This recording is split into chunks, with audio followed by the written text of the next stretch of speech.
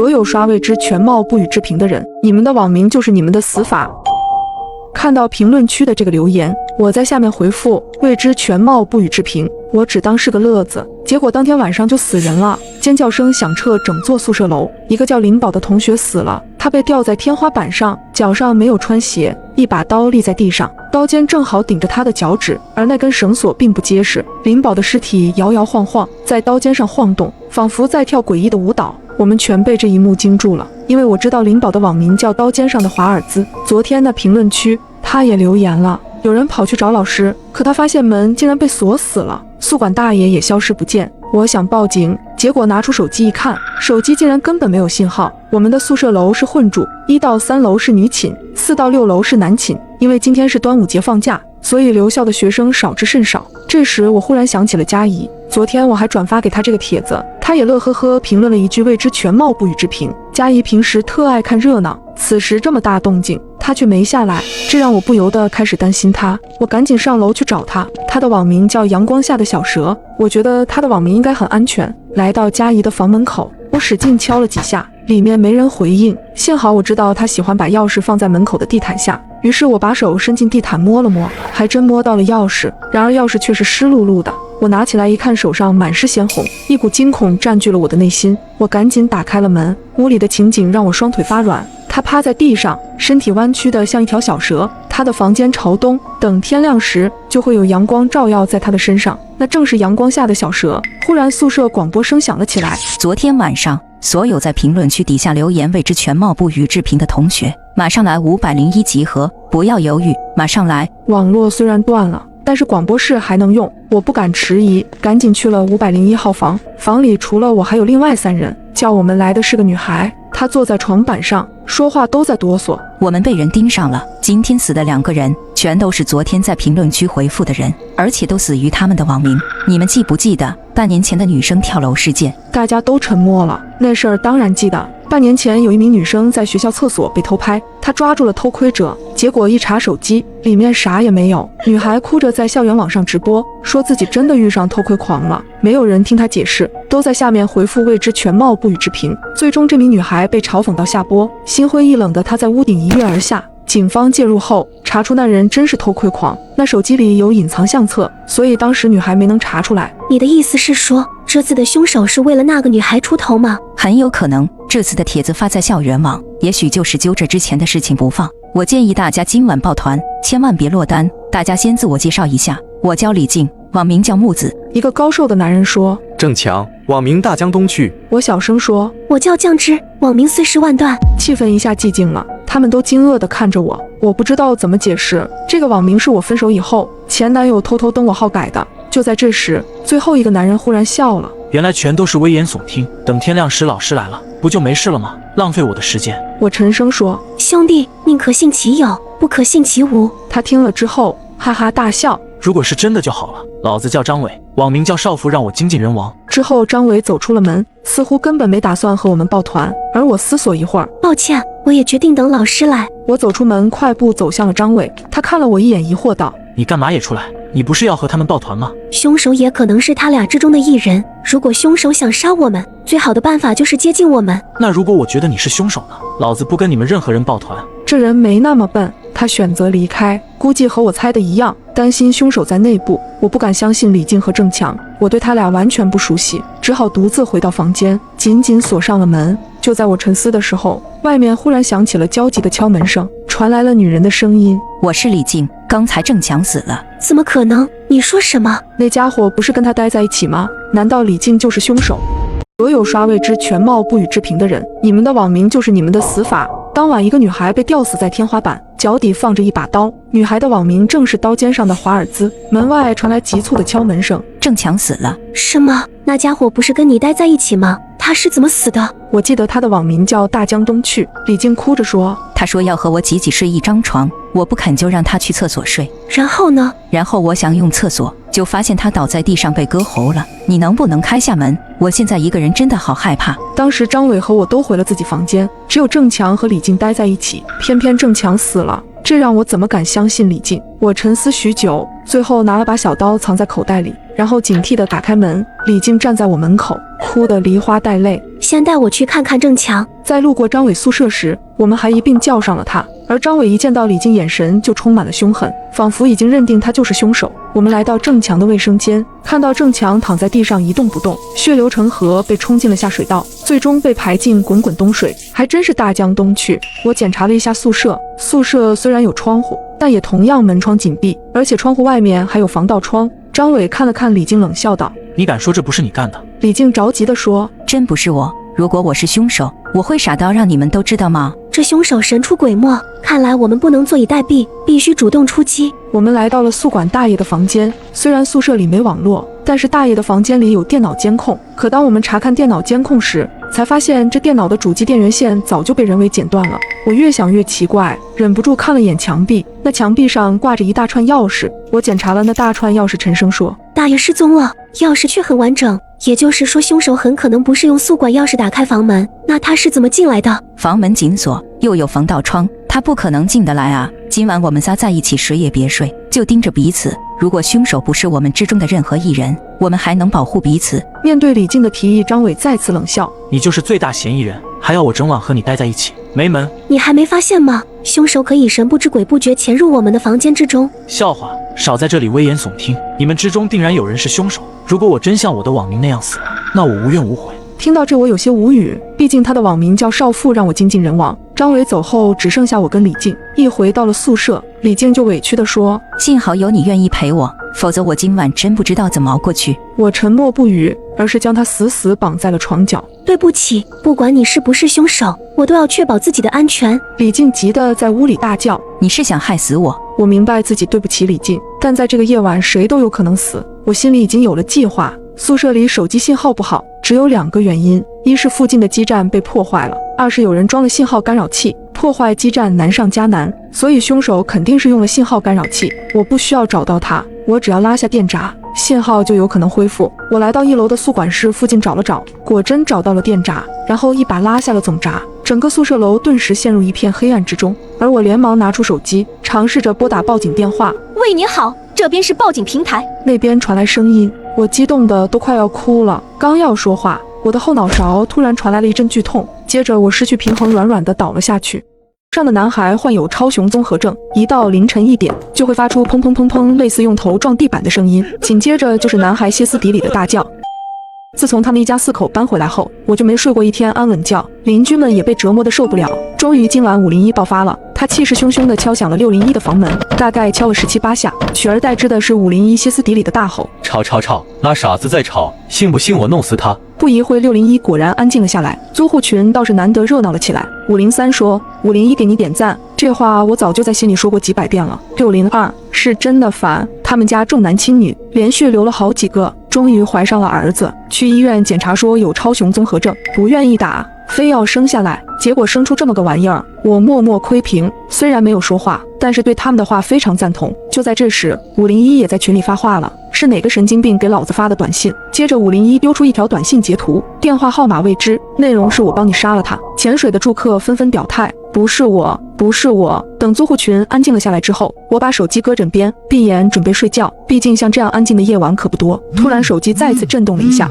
是602发的消息。今晚601真的好安静，安静的不正常。你们说那个超雄男孩该不会真的被杀了吧？203立刻接话，怎么可能？那家子重男轻女，把儿子当宝，谁要是把他们儿子杀了，他们不得发疯和对方拼命？501却说，就那个傻子死了最好。501的话得到了503和402的强烈附和。不过话虽然这么说，503还是弱弱的问601，该不会是真杀人了吧？要不我们找个人上去看看？别看平时大家聊天聊得嗨，可真到了这个时候就没人说话了。我想了想回了句，要不再观察几天，万一是超雄男孩生病了呢？503回复，好吧。在接下来的3天里，所有人都只看到了601的夫妻俩，没有看到超雄男孩，也没有听到超雄男孩吵闹。这天下班回家的时候，一只小手突然拉住了我的袖口，扭头一看，是601的小女孩，她是超雄男孩的妹妹，穿着一身红裙子，长得怪可爱的，和那个超雄男孩简直一个天上一个地下，正可怜兮兮地看着我。她悄悄对我说，姐姐，我家真的死人了。什么？姐姐，我说我家有人被杀了。我先是愣了一下，接着掏出手机立刻报了警。警察很快就来了，房间门打开后，只见夫妻2人撒泼打混的哭着。警察同志，天地良心啊，说我杀了我儿子，怎么可能？超雄男孩站在旁边，不似以往那样身体轻颤且暴躁，安安静静地站着，眼神空洞，明显比几天前瘦了一圈。虽然超雄男孩的情况很奇怪，但是明显是个大活人。警察遇到这样的夫妻也很无奈，耐着性子说：“你们邻里邻外的，人家不也是为了你们好，没出事最好。”在警察的调解下，我拿了500块给601作为赔偿。完事后，我一直纳闷那个小姑娘为何要骗我。今天的夜晚仍旧很安静，可是我怎么也睡不着。一闭上眼睛，就是超雄男孩那副诡异的面孔。咚咚咚，有人在敲我的房门。我看了一眼手机，凌晨2点。咚咚咚，敲门声更急促更用力了，我甚至能感觉到地板都在颤动。我门口安装了一个声控灯，此刻声控灯正亮着，但猫眼里却是一片黑暗。我门旁有个窗户，此刻我清楚地看到窗帘缝隙里从外透出一缕微光，也就是说声控灯依旧还亮着。有人挡住了我的猫眼，我一点点靠近窗户，慢慢撩起了窗帘。我看见一张明显不对称、长着痤疮苍白的脸贴在玻璃上，他正用那双死鱼一般的眼睛狠狠盯着我。是超雄男孩，我吓得连连后退。当我再次鼓起勇气看向猫眼时，一个黑影缓缓从左边凑近，是一只眼睛。那眼睛在猫眼外往内看了半晌，这才远离。我终于看清楚了他的样子，他是601的男主人。我打了一个激灵，接着我看到他一把将超雄男孩扛在了肩上。超雄男孩发疯似的想要挣脱，可还是被601的男主人硬生生的扛着上了楼。第二天，我被一阵断断续续的剁肉声吵醒，是楼上的601正在剁肉馅。他家已经连续剁了1个小时了，租户群开始叫苦不迭了。毕竟今天周末，大部分人都休息。503说：“烦死了，让不让人睡觉啊？昨晚吃鸡到4点，困死了。”201隔着3层声音都很大。501直接打开窗对着楼上喊：“601，你们是不是死儿子了？剁肉岂可吃饭吗？”601剁肉的声音停了一下，然后又继续，气得501跑到601的门口大骂：“你们家是不是要死了？再发出声音试试，信不信老子送你们一家人下地狱！”602也加入了战场，就是弄死你们算我一个。601再次安静了下来，租户群里纷纷给501点赞，我群豪杰啊，听你怼601可真爽啊！这时501突然在群里问：“这是谁呀？发短信吓唬老子！”接着他丢出一张短信截图，又是魏志浩呢。这次写的是小心下一个死的就是你。我以为这又是谁的恶作剧，便盖上被子继续睡懒觉。到了中午出去吃饭时，我正巧和601的女人打了个照面，她手里拿着个纸箱，我瞄了一眼，看到箱子正上方的几个字：酱汁排脚肉鸡。女人看到我后，对着我露出一副诡异的笑容：“呵呵，家里买了一只小乳猪，所以今天一直在剁肉，你多担待。”我随即附和一声，转身下了楼。等我吃过午饭，刚走到5楼的楼梯口，就再次看到了601的女人。她把脸贴在我家的猫眼上，正努力从外往里看。请问你有事？听到我的声音，601女人立刻换上温和的笑容朝我看来。她抬起手，我这才发现她手里拎了个白色塑料口袋。今天家里包了包子，拿几个来给你尝尝。不用了，谢谢。我本能的不想要，可是她非往我手里塞，没法，我最后只能收了。回到房间内，不一会儿，我听到了有人下楼的声音。我从猫眼里看到是601的男主人，他敲响了501的门，估计又是来送包子的。但不同的是，501打开门后，他直接走了进去。隔了大概5分钟，这才传来601上楼离开的动静。很快，租户群的大伙开始讨论送包子这件事。203说：“刚刚601来给我送包子了，震惊死我了。”201，我差点以为他是来找我干架的。503，有一句话不得不说，601虽然有病，可他的包子是真的很好吃，味道和我以前吃的都不一样。203，是吗？我没敢吃，我吃一个试试。我看聊天看饿了，从冰箱里找出601送的包子，上锅稍微加热了一下。我吃包子有个习惯，喜欢掰开再吃，可当我掰开包子后，里面竟然有一颗牙齿。这颗牙齿很熟悉，像是超雄男孩左边的小虎牙。我心想这也太不卫生了，便拍了一张照片想要发群里，犹豫了一下，还是算了，千万别影响其他人的胃口。只是让人郁闷的是，下午601又开始砍东西了，听声音应该是砍骨头，从2点砍到4点。晚上601又送东西来了，说是乳猪熬的高汤，里面加了虫草花和蘑菇。601的厨艺得到了租户群的点赞，不过我没喝，因为包子给我带来的心理阴影太大。到了晚上9点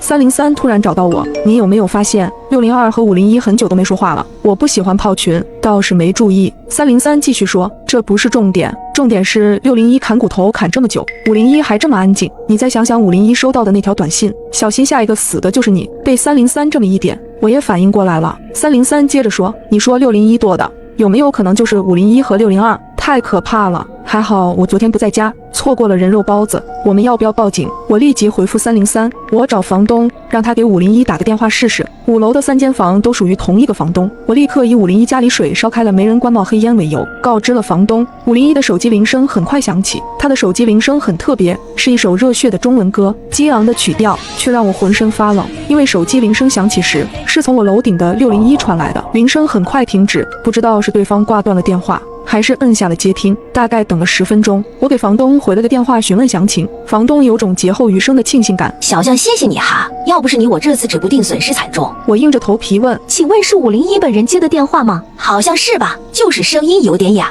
应该是感冒了。我敢肯定，接电话的人绝对不是501，因为疫情最严重的时候，我们全楼小刀割嗓子，就501没事。他当时还在群里嘚瑟，说猪倒了他都不会倒，更何况501昨天骂人的时候还中气十足呢。陈姐，你给501打电话的时候，有没有说是谁给你打电话的？当然啊，我给他说了，是小将你提醒我的，做好事当然要留名了。哦，对了，小将，我有事就先挂了哈。电话挂断，我心想完蛋了，这不是把我暴露了吗？咚咚咚，房门被敲响了，我颤颤巍巍走到门口，凑到猫眼一看，明明没人，可房门又被敲响了。姐姐，是我，是601的小女孩。我赶紧打开门，招呼她让她进来，她却摇摇头，小声道：姐姐，我来偷偷告诉你一声，小心一点，你发现了他们的秘密，他们今晚会来要你的命。小女孩说完，就扭头匆匆跑上了楼。她跑得可真快，这么安静的夜，我也没听到脚步声。这时601的男人突然出现，他站在楼梯口，用一种阴森的目光看着我，吓得我赶紧反锁了房门。我掏出手机，立刻报了警。喂，警察局吗？我要报警，有人要杀我。警察赶过来大约需要20分钟，现在我只能乖乖躲在家里，煎熬的等待救援。我又发消息告诉303，601的男主人疯了，501真的被他杀了，楼道里危险，千万别出门。这时楼下突然传来了402的辱骂：大半夜的，谁把1楼的铁门锁了？402是个年轻的小伙子，常常这个点出去享受夜生活。接着我又听到他大喊：你别过来，你要干嘛？随后便传来了锤子敲击的声音，我被吓得躲在门后瑟瑟发抖，心想估计402也被嘎了。突然303给我回消息，完了完了，这下真完蛋了，601把1楼的大铁门锁了，这下谁也逃不掉了。我这才反应过来，原来601要杀的不仅仅是我，而是整栋楼的人。咚咚咚，这时我的房门再次被敲响了，我从猫眼一看，果真是601的男主人，他手里拿着一把沾满鲜血的铁锤，正死死地盯着我的房门。见我许久没有回应，他开始发疯似的砸门，发出震耳欲聋的响声，我吓得快要崩溃了。就在他将房门彻底砸烂时，隔壁的503冲了出来，他一把抱住了601男主。见此状况，我也立刻冲上前，死死按住了601手中的铁锤。听到动静的303也迅速加入了战斗，最终在我们3人的合力围攻下，终于制服了601的男主。事后，清理现场的警察告诉我，整栋楼里除了我们3人以及601的女主，所有人全被601男主杀害了。我听到这鼻子一酸，这才想起601的小女孩，赶忙询问他的女儿呢？我明明看到她还在。警察先是愣了一下，然后对我说，经过调查，他的女儿早在3个月前就被杀害了，也是被601的男主人做成了人肉包子。原来自从他们家生出了一个不正常的男孩后，601的男主因为无法接受现实患上了精神病，在搬到这栋楼后，因为邻居们的辱骂，促使他的病情越发严重。先是心理不平衡杀掉了身体正常的女儿，接着他又恨铁不成钢，残忍杀掉了超雄男孩，然后逼迫自己的妻子将超雄男孩的肉做成了人肉包子分给大伙吃。最终一无所有的他又将目标瞄准了整栋楼的住户。知道真相后，我不自觉地朝楼顶的601看去，突然那个小女孩又出现在楼道里，她冲我摆了摆手，仿佛在说再见了姐姐。10岁的爷爷突然去世了，但是嘴巴却是张开着的，好像是有什么话说。我问大伯，爷爷的嘴张开的，是不是还有什么遗愿没说出来？大伯听了我的话，瞪眼训斥了我一顿，让我不要乱说话。我不知道大伯为什么会突然间生气，却不好当着那么多人的面多问，只好不再说话。二伯比我回来的晚，到家的时候已经是晚上9点了。他在外地当警察，不好请假，回来之后按照惯例是瞻仰遗容，我也跟着去看了，发现爷爷的嘴巴还是张开着，不知道是不是错觉，我总觉得似乎比之前张得更大了些。二伯也注意到了这一点，我听见他小声对大伯说道，爹的嘴怎么是张着的，要想办法闭上。大伯看了一眼周围，见没有外人，才小声说，都试过了，闭不上。二伯想了想，去拿了一条热毛巾敷在爷爷的脸颊上，这是要让僵硬的肌肉变得松软，然后二伯试着合上爷爷的嘴，没想到这个办法还真的管用，嘴是合上了，但却是歪的。爷爷生前并不是歪嘴巴，怎么死后变成歪嘴巴了呢？难道他真的是有什么遗愿没有完成？一屋人看到这场景，又是一阵痛哭。等过了一段时间，大家都安静下来后，二伯又问：嘴里放银子了没？这是我们那边的传统，死后都要在嘴里放银子。我妈说放了，当时没找到爷爷生前准备的银子，她就把自己的一对银耳环放爷爷嘴里了。大伯和二伯轮流在灵前守夜，只有我爸是一直跪在灵前，谁劝也不听。爷爷一共3个儿子，我爸最小，但是和爷爷的感情却是最好。爷爷生前哪里都不去，就只爱住我家，赡养工作全由我爸一人负责。大家都知道我爸和爷爷的感情好，也就没去多劝。爷爷在堂屋里一共摆放了5天，第6天上山。这之前，全家人在风水先生的主持下开棺看爷爷最后一眼，寓意送爷爷最后一程。那是凌晨5点，天色刚蒙蒙亮。打开棺后，所有亲人都是倒吸了一口凉气。爷爷脸色铁青，他的嘴竟然又张开了，而且比之前张得更大，那种幅度甚至已经超过了一个正常人能做到的范围。所有人都被这一幕吓着了。那个风水先生也没了主意，他说他也没见过这样的事情，反倒是问我大伯怎么办。我大伯他们3兄弟商量了一下，决定按原计划不变，起棺上山。风水先生做好法事之后，大喊一声切棺，4位抬棺的壮汉大喝一声，只听见绳子嘎吱嘎吱的响，可无论如何也直不起腿来，棺材没抬起来。我爸他们当时脸色就不好看了，抬棺的红包是给了的，没想到他们居然出工不出力，但是这个时候又不好发作，我爸只好赶紧再包了4个红包。可万万没想到的是，那4人说什么也不收，其中一个说，就算给我们再多的红包，也抬不起来啊。我爸无奈，还好前来送殡的队伍里还有年轻的壮汉，听说棺材抬不起来，就主动来帮忙，于是又添了一条绳子，可是棺材依旧没能抬起来。这一下大家伙都急了，8个人了，竟然8个人还是抬不动，回魂压棺。我听见那个风水先生惊呼了一声，他赶紧招呼我爸他们3兄弟，问老爷子生前是不是还有什么心愿未了。我爸他们都说没有，平时好吃好喝的伺候着，没有什么没完成的心愿啊。我爸他们3兄弟想了好一阵，还不断地对着棺材说话，但是抬棺怎也抬不起来。最后我爸直接跪在了棺材前，一边磕头一边说，爹，你要是还有什么心愿，你晚上给儿子托梦，你这样不肯走，我们都不安生了。我大伯二伯也都跪下磕头，说也怪，这一跪，之前抬不起来的棺材竟然就抬起来了。填坟的时候，家里人要求我们第3代先回来，不许我们待在那里。我跟着堂哥他们回了家。当天晚上，我睡在以前和爷爷一起睡过的房间，我总感觉爷爷还在我身边。想到以前夏天睡觉的时候，爷爷都会拿着扇子替我扇风。迷迷糊糊中，我看见我爷爷走了进来，他和以前一样躺在我的旁边。我揉了揉眼睛，仔细地看了看爷爷，却发现他大张着嘴巴，脸色铁青，身上穿的竟然还是下葬时候的那身寿衣。然后我清晰地看见爷爷的嘴突然动了动，我吓得尖叫起来，睁开眼一看，还好这只是一个梦。我伸手想要摸一下放在枕边的手机看看时间，可是我却摸到一张冰冷的脸。我慢慢转过头去，借着微弱的月光，映入眼帘的赫然是爷爷那张张大着嘴巴的铁青脸，而我的手就放在他的嘴里。刚刚下葬，没想到却诡异地跑到了我的床上。先是大伯赶了过来，看到爷爷的尸体后就是一阵乱骂，是哪个砍脑渴死的背尸鬼，到处挖人老屋的事情。然后是二伯，他看到了爷爷的尸体后，眉头紧皱。我爸开口问道，现在咋办？还能咋办？趁天没亮，赶紧埋进去。小将，你去村头喊陈泥匠，莫惊动其他人。老二老三，我们3个把爹的身体抬到坟里去。大伯吩咐着，虽然大家都没说，但其实大家都心知肚明，发生了这种事情是不可能大张旗鼓的办，更加不能让其他人晓得。我和陈泥匠到坟地的时候，我大伯他们已经到了。我发现爷爷的坟并没有被挖开的痕迹，只在坟顶上有一个洞，刚好容得下一个人进出。我准备走近点以便看清楚，却被我二伯催着回去，说死者入土，隔代的亲人是不能到现场的。于是我只能听话的回去了。我爸他们一直弄到10点多的时候才回来。事情忙完了，大伯请陈泥匠到屋里吃饭。席间，陈泥匠一直皱着眉头，好像有什么心。我二伯他和陈泥匠一样，也是眉头紧锁着。最后在我大伯的追问下，陈泥匠终于把他担心的事情讲了出来。东哥，这件事我看你还是再找个风水先生看下吧。小将爷爷的坟有古怪。什么古怪？陈泥匠没开口，我二伯却开口道，如果是盗墓的人倒斗，从外往里挖，那么坟口子的开口方向应该是表面大，里面小，越挖越小，这个应该好理解。但是爹的坟，大家刚刚都看到了，很明显是里面开口大，外面开口小，这个口子是从里面往外面挖的，也就是讲，爹是他自己从坟里爬出来的。二伯的话让在场的所有人背脊一阵发凉。如果真的像二伯说的那样，那么这件事就已经不是科学能够解决的了。于是我试着去打破，会不会是盗墓贼从其他地方打孔进到坟里，然后从里面打洞出来？这样看上去就好像是爷爷自己从里面挖洞出来一样。二伯点头表示有这个可能，但是陈泥匠却说道：修坟的时候，我就是怀疑小将的想法，所以特地进坟里看过，没有其他人进去过。等到吃完饭后，二伯讲他到镇上找个人，他没讲是找哪个，不过大家都晓得他应该是去找陈泥匠口中的风水先生了。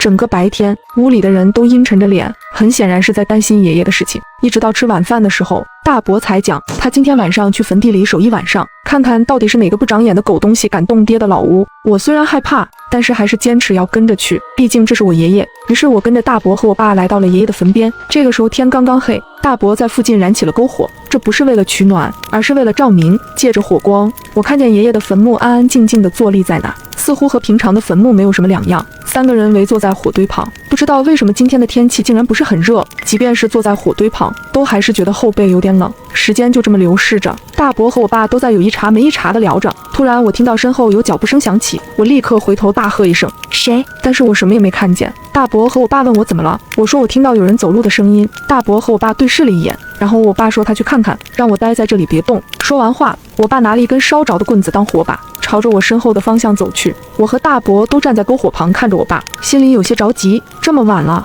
到底会是谁来这边呢？站住，别跑！远处我爸突然传来一声大喊，紧接着我们就看见我爸钻入丛林里。我和大伯坐在篝火旁等了一会儿，时间至少已经过去半个小时了，但是我爸还没有回来，我开始有些着急了。大伯也是对我说：我去寻你爹，要是我半个小时没回来，你就先回家去。大伯也去了，整个坟地就只剩下我一个人，四周一片漆黑，我很害怕，不敢往其他地方看，只好不断地往火堆里添加柴火，生怕这唯一的火光也熄灭了。我的后背还是好冷，于是我转过身来，准备烤一下后背，而且后背靠着火堆，面朝外面，也更安全一些。我的手里握着手机，每隔一会儿就看一下时间，已经是晚上11点多了。大伯离开也有20分钟了，我开始越来越害怕。沙沙沙，我突然听到有声音传来，那声音竟是从爷爷坟头那边传来的。